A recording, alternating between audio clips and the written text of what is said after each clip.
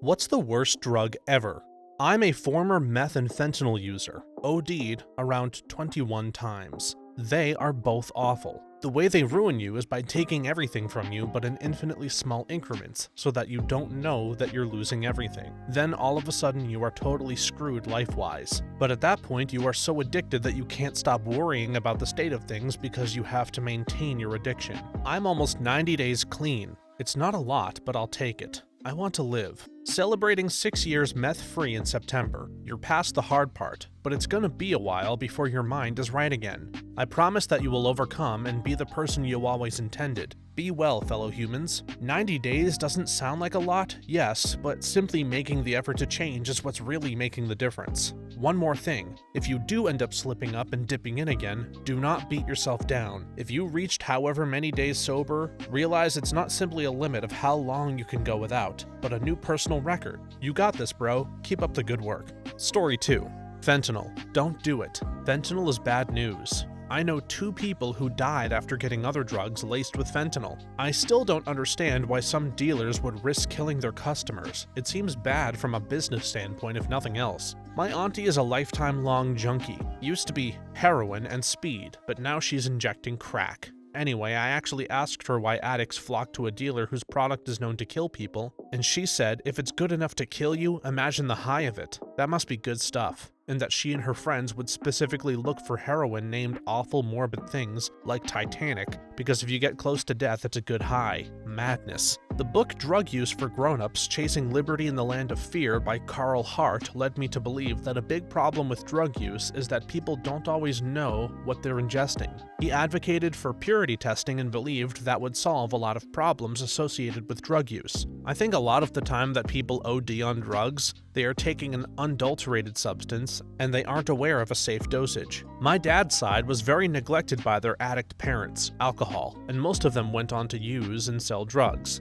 Out of 8, 3 died of drugs, 1 of drug abuse over time. 2 are still addicted, and 1 is and always has been sober. My auntie decided to wait until she had a 3-year-old boy before trying heroin, even though she had seen the effect it had on her brothers and sisters. My dad overdosed 3 times before he died, and he actually kicked off with EMTs because the Narcan stole his high. I think it gets to a point where they don't care what's in it as long as it works. Was addicted to fentanyl for 4 long, sufferable years. I did 2 stays in a mental facility and 3 trips to rehab, and now I'm clean. Fentanyl is an addiction that takes everything from you to the point of full-blown addiction. When I looked in the mirror, there was such a disconnect with the person that I saw. Before fentanyl, I had it all. I was in school to get a degree in the medical field, bought my first house at 21 and had paid it off by 23. It was a mobile home, nothing fancy, but still it was mine and it was paid off. I had a great job, wonderful friends, etc. Fast forward 2 years into active addiction, and I was extremely suicidal, depressed, and lost.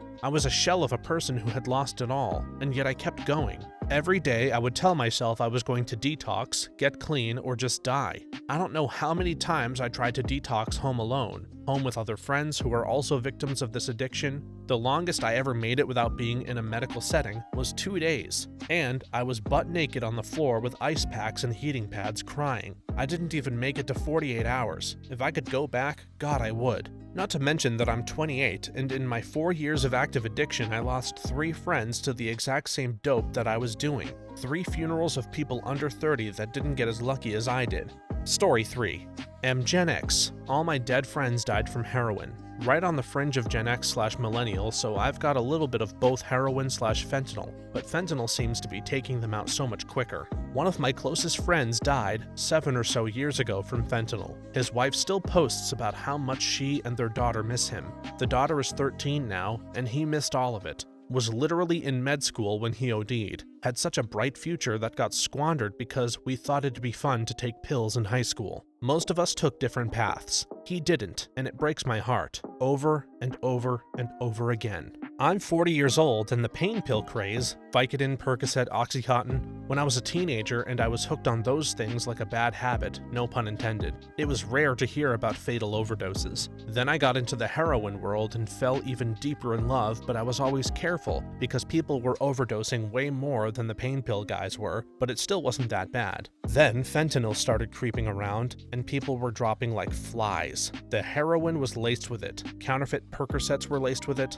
It really started scaring the crap out of me and I lost my nerve. I snorted a few little bumps of it, and that's all the further I went because I was afraid of it. I quit using cold turkey altogether because I just didn't know if it was in my heroin or not. It was not worth the risk. I've seen fentanyl kill more people than I've known all other drugs put together. My pick for the worst drug ever is fentanyl, and meth is my second choice because of the nasty, irreparable damage it does to the mind and body. I've seen long-time opiate users make a full recovery, but nobody fully recovers from long-term meth use. I'm 36. I have been clean from meth for 6 years after using it for 8 years. I'm talking about everyday use, smoking, injecting, and hot rails. I went to rehab 3 times before I stayed clean. Now to say nobody fully recovers isn't fair. I'm definitely not the same person I was before, but I have many things to be grateful for. I have a family and I am professional as a tradesman. There's a lot of love and joy in my life now. I'm not the most articulate storyteller.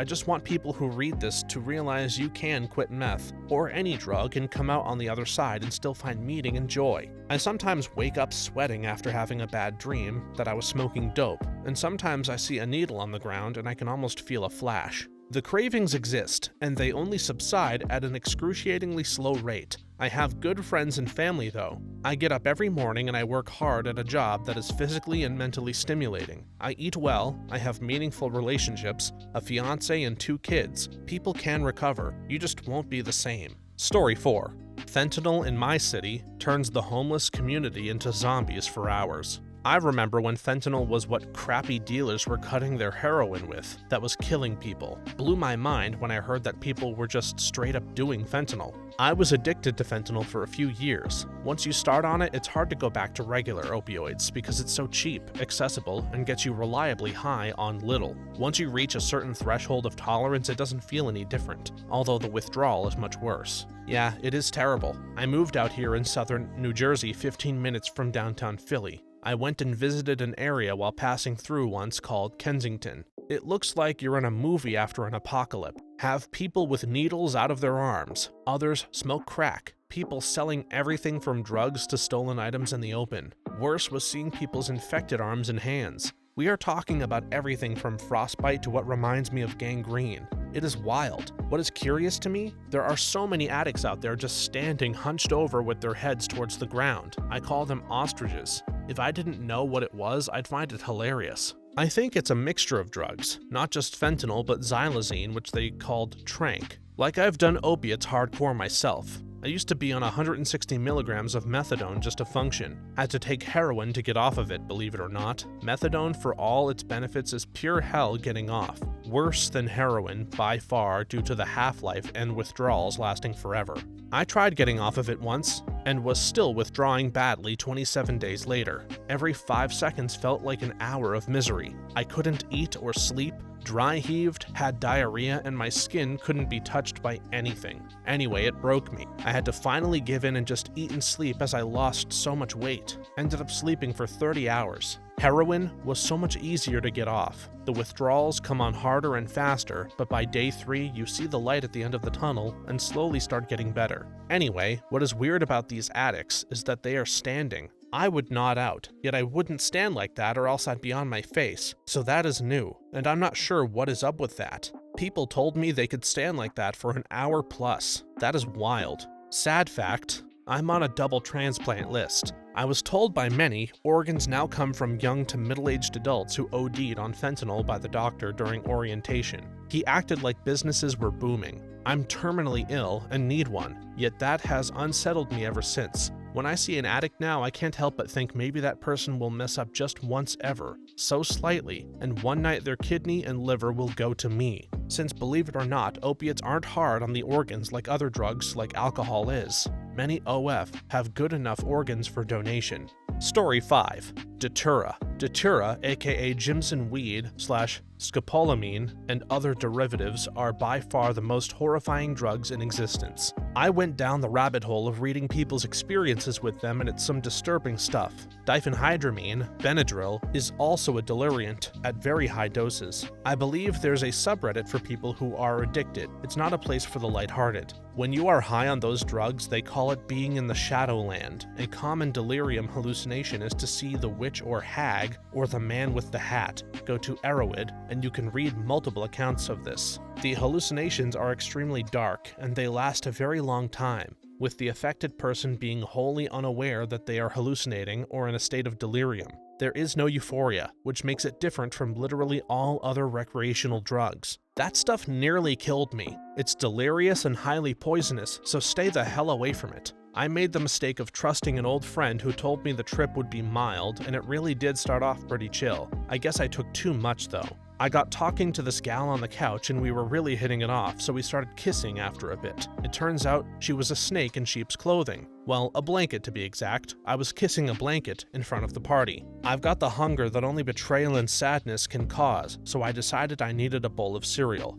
As I'm sitting on a stool and talking to what I hope were real people, I lose my balance and tip backward. I ended up breaking through the window and partially dangling there, face covered in sugary milk, while some people were trying to pull me back into the house. Time has lost all meaning at this point. People are there, people are gone. I'm lost in my own house, wandering around, trying to find that lying blanket of a whore when I pass by the bathroom and catch a glimpse of her. I spring into the room, trying to surprise her when I realize that what I saw was a towel hanging up. She's crafty and skilled at hiding. Part of my somewhat functional brain remembers I have to work, so I managed to escape the labyrinth that was my 2-bedroom house and attempt to get there. The problem was my car was invisible. I'm starting to think the blanket towel lady is also invisible. Guess I have to walk to work. Not sure how I'm going to get there considering a block into my walk I am now in a different town I grew up in. Someone called in my stupid lost ass to the cops. I was playing hopscotch on the sidewalk during a Midwest winter, wearing only my shorts and a shirt while covered in my own blood, when multiple patrol cars pulled up. They were asking me questions, but the majority of my responses apparently weren't intelligible as I was speaking like Boomhauer from The King of the Hill. I also couldn't focus because the Shriners were in town and driving their silly little cars all around us. Only I could see them, which was a nice change of pace from crap hiding from me. When I grew a tail and did as all would do and started chasing it in circles while the Shriners drove around us and the cops were left most likely questioning their life choices that led them to this point. They then informed me that I needed to be treated at the hospital, but I declined because I didn't have insurance. They said the alternative was jail, so I accepted the ambulance ride strapped down to a gurney for my safety. Once at the hospital, I was given drug tests, of which I found out later I only tested positive for weed, had an MRI, and spent the next few days in the ICU until I was stable. I remember my mom showing up and she brought me a BLT for a snack. I tried to grab it to take a bite, but it was actually her hand. During the rest of my time at the hospital, the hallucinations were far more tame since I was coming down. Brown cats were actually brown napkins, black puppies running past my doorway were actually black wheels of a cart, and there weren't actually mice on top of my TV. I hope so. I ended up suffering a TBI to my frontal lobe from repeatedly slamming my dome into a solid door to break it down after being locked in my room, several lacerations to my head and body from the window, and taking a spill down the stairs, tens of thousands in medical debt, having to relearn to read since words were beyond jumbled for a while after, and one stupid experience to share whenever this question gets asked. There is a reason why so many hard drug users would never willingly touch this stuff. Story 6. Alcohol ruins health, families, lives. It's legal, and if you don't drink it, people act like there's something wrong with you. When people make this argument, what's being left out is that alcohol is viewed as socially acceptable because the vast majority of people who consume alcohol don't experience these problems, and those who do exist in such large numbers because alcohol is so popular in general. If you think drugs like, say, crack or heroin aren't worse than alcohol, imagine if they shared the same social acceptance and popularity as alcohol, and then tell me that you think the resulting social ills, health problems, and loss of life wouldn't be far worse. Don't get me wrong, alcohol is an absolute scourge for many people and families, but this argument always just strikes me as sensationalist. I'm 594 days sober. I was one of those people defending relentlessly Then I finally kicked it and haven't looked back since. I want to drink all the time, but every day I make the decision not to, and I watch that little counter go up one notch every morning. If I have the worst day imaginable, at least I stayed sober that day. I also started surrounding myself with people who support my sobriety, even if they aren't sober themselves, and that was life-changing. It doesn't help that it's so socially acceptable either. I think I saw stats once on how much lost productivity is due to booze, domestic violence and violent crime too. It's literally a poison we doctor up to hide the terrible taste and convince ourselves we like it. The whole acquired taste is some grade A BS. The lengths people go through to convince themselves they don't have a problem is ridiculous as well. Switching to top shelf booze because they are a connoisseur. No, you just have the money to drink expensive poison, and it makes you feel better about your destructive life choices. Story 7. You probably mean illicit drugs, but there's a lot of scary, easily prescribed stuff out there. I tried Champix. I can't remember the American name for it, to quit smoking years ago. Originally, it was a mental health drug of some sort, but they realized during drug trials that all the test subjects stopped smoking. So, hey, Big Pharma doing profit-type things, quit smoking drugs. One of the side effects was vivid dreams. That sounds great. Bring it on. After about 2 weeks, I woke up in sweats because I thought I was being eaten by a giant spider. Okay, fine, that's awesome. How vivid was that? But 20-foot spiders don't exist, so we're cool. The next week, I ordered a wash mitt for my car. Yeah, boring. I had a dream it had been delivered and spent 8 goddamn hours searching my one-bed flat for this thing. I only stopped when the delivery actually happened and I realized I dreamt about the first delivery. Jesus, but okay, I'm not smoking, I guess. A week later, I asked one of my employees how a bit of work is coming along. Apparently, I hadn't even asked him to do it, apparently. I dreamt of it. That could be him taking advantage, though, to be fair. I stopped taking it at that point. I was seriously losing my mind. In America, I think they nicknamed it the suicide drug, and I can see why. You can imagine waking up and thinking you've done something so horrible, so against who you are, you just can't live with it. It's the first time I've really been appreciative of not having guns in our bedside drawers over here. It sounds like Chantix over here. It's a stop smoking aid that does all sorts of weird things with people's sleep. My mother took to sleepwalking through the neighborhood while she was taking it. Eventually, her cat started recognizing when my mom was sleepwalking and would bite her ankles if she got close to the doors. My husband took Chantix for a month. It gave him night terrors. He stopped taking it when he hit me in his sleep while I was trying to wake him up. Told me that he was dreaming someone had broken into the house and he was trying to keep the intruder away from me and the kids. To be clear, my husband is a very gentle person who has certainly never raised a hand to me, and I can count on one hand the number of times he's raised his voice. It terrified him that he had done that, and he stopped taking it that day. I have an uncle who took that. He said he had to quit taking it because he found himself repeatedly plotting his suicide, how he was going to do it and when, how to do it without the wife being the one to find him, the whole nine. He said he had never had a suicidal thought a day in his life, 60 plus years old, and that the only thing he had been doing differently at that time was starting on Chantix. Wild. Story 8.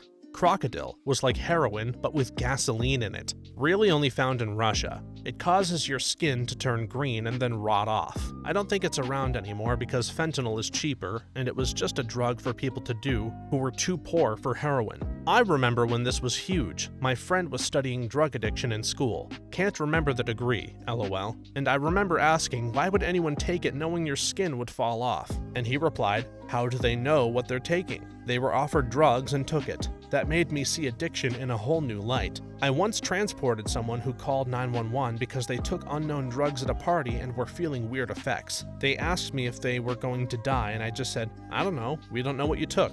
Dumb even for a teenager. It was like a Ukraine-Russia thing. Gasoline, lighter fluid, paint thinner, or other household solvents were used with some of the standard meth-producing reagents, red phosphorus, iodine, etc. Meth cooks often would also make crocodile too. The process turned plain old codeine, which is around 1/10 the potency of morphine, into decamorphine. Decamorphine is about 10 times the potency of morphine, super corrosive, hence the flesh-eating, and very fast-acting.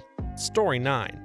Meth. It can take the kindest person in the world and turn them into a monster. I know because I was called a monster when I was hooked on it. No drug is harsher on the body than meth, and the way it destroys the dopamine receptors in your brain is horrifying. I've been sober for 1.5 years, and I know I will never experience pleasure the same way again. Honorable mentions: Datura, fentanyl, crocodile, xylazine, bath salts. Hi, former meth addict here. I am responding to say that my experience was very similar. However, I have been free of meth for 26 years now. I have experienced the trajectory of the recovery of my brain and the plasticity, returning, and new developments. I want to assure you that although you will be aware of your loss of joy, pleasure, empathy, etc., it will come back beautifully. I can promise you this. You will feel the colors. Meditation, self-love practices, and therapy over the years have helped me cultivate all of the human experience again. Congratulations on your freedom from the soul-sucking witch that is meth.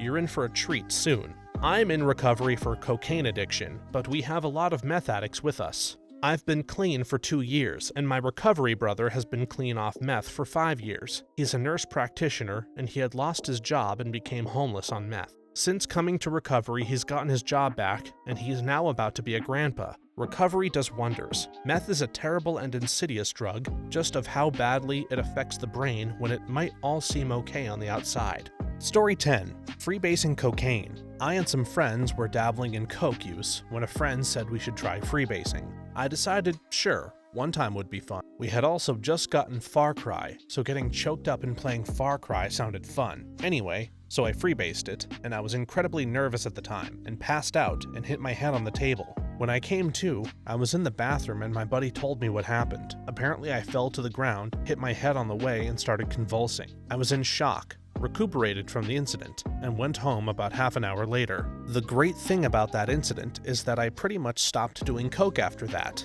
Not necessarily because of the coke per se, but because my friend didn't call an ambulance. I don't want to do a drug where my friend questions if it's worth calling an ambulance. Pro tip: if your friend is ODing, call an ambulance. Also, coffee fills the extra energy I need to get through the day. This was around 2004-ish, I believe. Bonus bad experience: about 6 months later, the same guy from above is crashing with us, sells coke out of the house, and we end up getting raided by the cops. I am no longer friends with that guy. The fun thing about that is, when I came home to my house being raided, the cops told me to basically not worry, they were not after me. They would have to search my room, but as long as drugs were not in there, I would be fine. They somehow missed my pipe and weed after trashing my room. It was on the floor. I had an ordeal where my apartment had to be searched on account of a roommate in a violent dispute. I happened to be a victim in the incident, and I just outright told the officer that there were likely drugs and/or paraphernalia in there. They just told me to not worry, and it never came up. When things are actually bad, sometimes police will cut some slack on that angle. Ah yes, caffeine. Cocaine's much more innocent younger brother. In all seriousness, I'm super happy for you getting out of that situation. I have a lot of youngish siblings and cousins and tell them probably too often that if they're ever in a scary situation, it's okay to call the cops. And if they or a friend is suffering from alcohol poisoning or an OD, call 911. You won't get in trouble for saving someone's life. Story 11. Okay, so my friend had one bad experience with weed and never wanted to do it again. I argued that he had only one bad experience, and that was because he had been drinking. It might have been the booze that made him sick. After about a year of debating it, he agreed to smoke with me and some other friends. It goes well for a bit, and we decide to play a rock band, specifically the Beatles. My friend is laughing and having a great time, and we're laughing with him. We play I Am the Walrus, and he talks about how he finally understands it, and we laugh. We take a break after that, and while we're just goofing off, we ask my friend what the song meant. He starts to say something, goes really pale, and says, "I don't want to talk about it," goes into one of the bedrooms and goes to sleep. To this day, he has no idea what he was going to say, but he doesn't like the song anymore.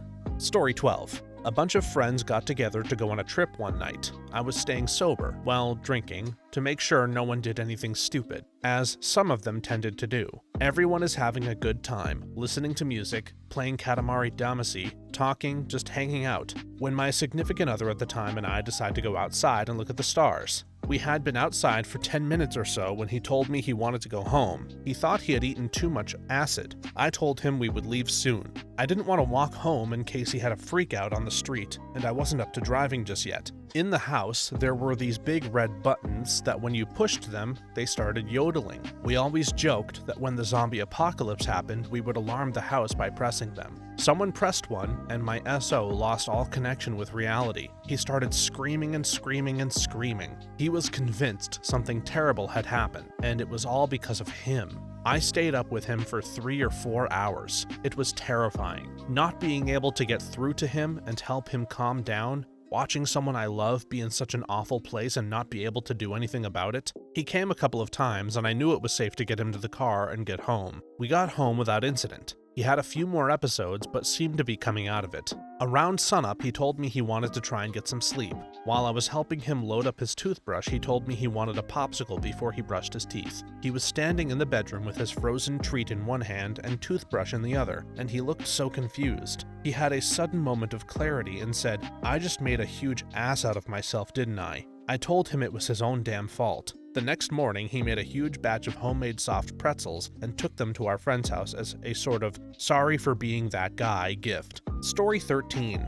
PCP. Straight up looks like a bad time. I'm an ER doctor. I see lots of intoxicated folks and people who OD on different drugs. Benzos and alcohol. Yeah, it sucks because too much and they stop breathing. On the other hand, withdrawal will make them seize to death. Meth is annoying because acutely intoxicated people tend to scream a lot. Opioids kill, and patients who are withdrawing from opioids are usually really mean in my experience. But PCP, oh PCP, I've never met anyone on PCP who looks like they're having a good time. Pure terror, screaming, and unadulterated adrenaline. These patients are usually acutely psychotic, screaming, mean, and strong, and they love to kick and hit, so PCP is my least favorite. What is even the appeal of PCP for a user then? Genuinely asking in case anyone wants to answer. I don't know nothing about this drug other than that it exists. So I've done PCP in reasonably measured doses, and had a fun time with it.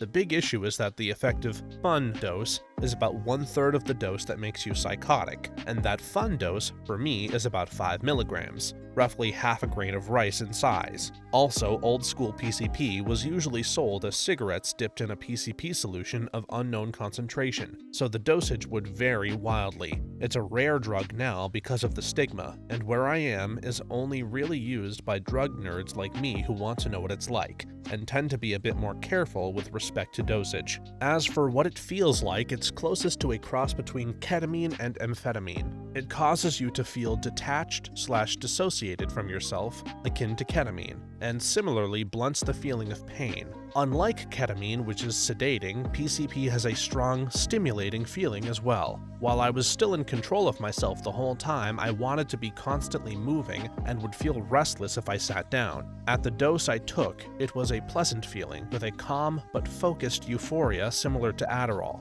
I have ADHD, so lower doses of Adderall make me calm and alert. There was definitely more of an adrenaline feeling though, and I can imagine that could become overwhelming and lead to the paranoid, manic state people associate with PCP. I will say that being on PCP is one of the more unstable drug states I've felt. I've experimented with a lot of substances, and after trying this one a few times, I realized it's not one to really push the limits with. It causes a strong feeling of separation from yourself, almost like I'm controlling my body like a video game character rather than being in it. Combined with the manic confidence it causes, I can imagine it leading to bad decisions being made. I will say it made music sound amazing, and dancing was extremely fun from the stimulation and pain-numbing feelings, but I can get a lot of these effects from ketamine, which is a way easier to dose and less dangerous if I push it too far. Story 14. As a physician, tramadol sucks donkeys. It provides mediocre pain relief, it isn't particularly well tolerated, it raises the risk of seizure in literally everyone, and as an added bonus, it interacts with a bunch of drugs in pretty miserable ways. What's worse, because it was seen as the less addictive opioid option for many years, doctors still prescribe it way more often than they should. But it's not only addictive, it's an absolute horror show to withdraw from. I can manage withdrawal symptoms for almost every other opioid, but that one? Well, you're gonna be in a bad way for a while. I treat people for substance use disorders all the time, and nothing makes me wince harder than seeing someone come in with a heavy tramadol addiction. Screw that drug. If you're a patient, though, the worst drug is an antifungal IV medication called amphotericin B. If we're giving that to you, it's because the other option is to watch you die. It's used to treat severe systemic fungal infections, and the effects of this drug rival the most brutal chemotherapy drugs out there. There is a 100% chance you will be in abject misery while on this drug, and there's a non-negligible chance that the drug itself will kill you through multi-organ failure, so you'll be in the ICU while this is being administered. We'll be doing our best to make you not beg for death, but you're gonna beg for death. And even with this torture regimen, there's still a plenty even chance that the infection we're treating is going to kill you. When people ask me if Last of Us's premise is that systemic fungal infections are difficult to impossible to treat, this is where I go with that answer. They are absolutely difficult to impossible to treat, and the drugs we have to treat them are as scary as the disease. We don't have vaccines for them, although with the right funding, it's not impossible that one might be created.